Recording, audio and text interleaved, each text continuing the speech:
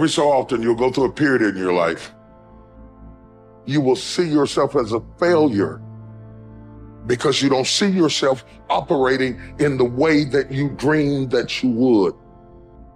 The pressure in your life right now has a purpose. It's not crushing you. It's pushing what's on the inside of you out. It shows you who you are. It's how you find out what's on the inside of you. I want to remind y'all of the power of the mind. You can think your way into stress. You can think your way into misery, frustration. But if you change your mind, it'll change your life. You just have to decide in your mind what you want it to be. You just have to wake up. You just have to break that negative spirit. You have to break through. There is nothing more practical than developing a vision. It's not some pie in the sky exercise. It's without a vision, you're chaotic and fragmented and hopeless and disappointed, and someone can stop you just by putting up a single obstacle. You're a house divided amongst itself. You have no forward movement. You're not enthusiastic, and that's to be filled with the Spirit of God, by the way. And your life is a sequence of disappointments and frustrations and tragedies, and you're a leaf blowing in the wind. And that is not what you're called to be. That's not what you're called to be. You're called to be a visionary constructor of the paradise of vision. Really, that's who you are. Terrible as that is to apprehend, we already will lose everything we have to lose. Right? We're all in this game, man. So there's, whether you want it to be this way or not, you are betting everything on your life. You don't know what you've got until all hell breaks loose. You don't know what you can take until the pressure is applied to your life.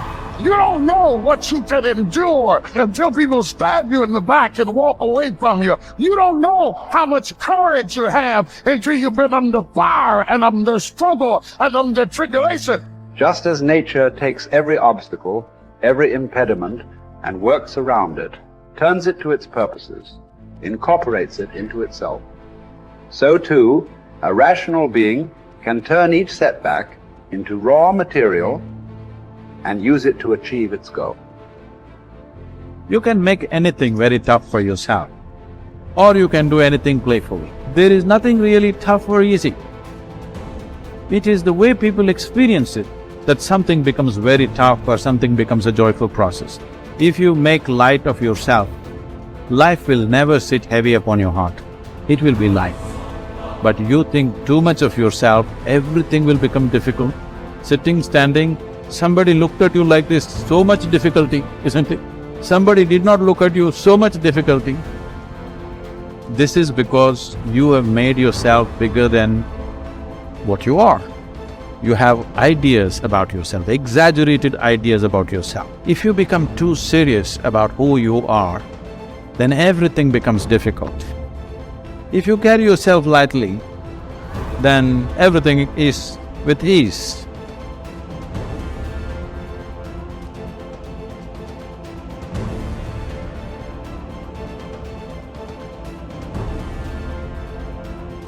There's two great words of antiquity everybody should learn. Here they are, one's positive and one's negative. Here's the positive word from antiquity, behold. That's the positive word. Behold the possibilities, behold the opportunity, behold the future and give it design. Behold and look at the chances you've got. Behold, spring has come. Behold, the day has arrived. And the sun is shining and the shadows are fleeing away. Behold, the next person you can meet might be your friend for life. Behold, the next person might be a colleague forever. Behold, that's the positive word, behold. Now, here's the negative word, beware.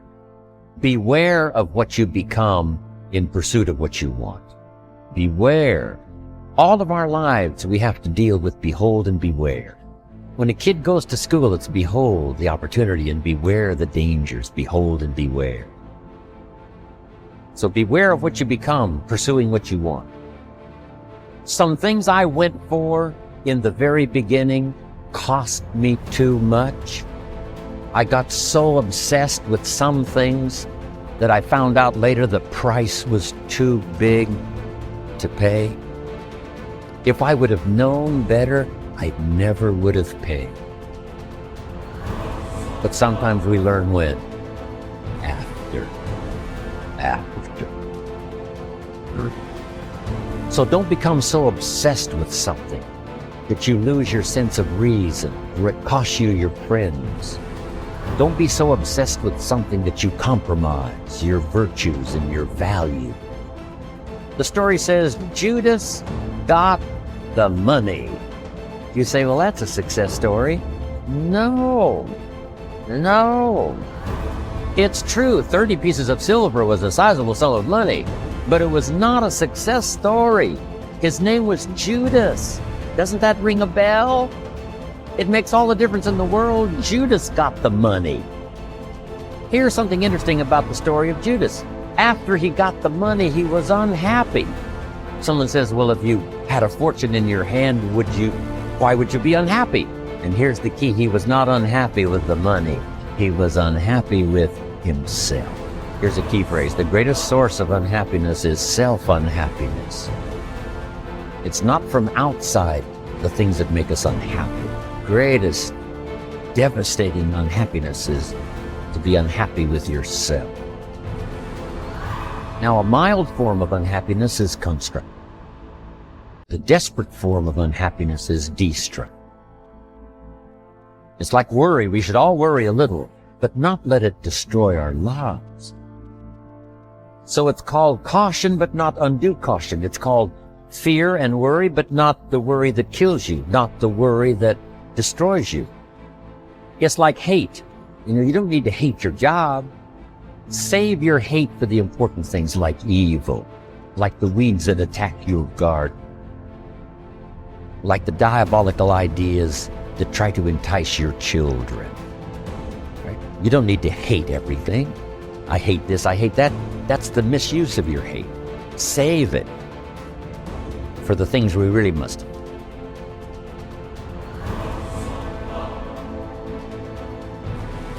How long are you going to wait before you demand the best for yourself and in no instance bypass the discriminations of reason? You have been given the principles that you ought to endorse, and you have endorsed them. What kind of teacher, then, are you still waiting for in order to refer your self-improvement to him? You are no longer a boy, but a full-grown man. If you are careless and lazy now and keep putting things off and always deferring the day after which you will attend to yourself, you will not notice that you are making no progress, but you will live and die as someone quite ordinary. From now on, then, resolve to live as a grown-up who is making progress, and make whatever you think best a law that you never set aside. And whenever you encounter anything that is difficult or pleasurable or highly or lowly regarded, remember that the contest is now. You are at the Olympic Games. You cannot wait any longer, and that your progress is wrecked or preserved by a single day in a single event. Success is both a journey and a destination, isn't it? It is both the steady, measured progress toward a goal and the achievement of a goal. Success is an accomplishment, whether it be great or small, and it's an understanding of the potential and power of an entire human life. Success is an awareness of value, and it's the cultivation of value through discipline. It can be tangible or intangible. Success is a process of turning away from something in order to turn toward something else. From no exercise to exercise, from candy to fruit, from not investing to investing. Success is responding to an invitation to change, to grow, to develop, to become, to move up to a better place with a better vantage point. But most of all, success is making your life what you want it to be, considering all the possibilities, considering all the examples. What do you want for your life? That is the big question. Remember, success is not a set of standards from our culture, but rather a collection of personal values, clearly defined and ultimately achieved. Success is your better life for you, the design you give it, the dreams you accomplish. Making your life what you want it to be for you That is success.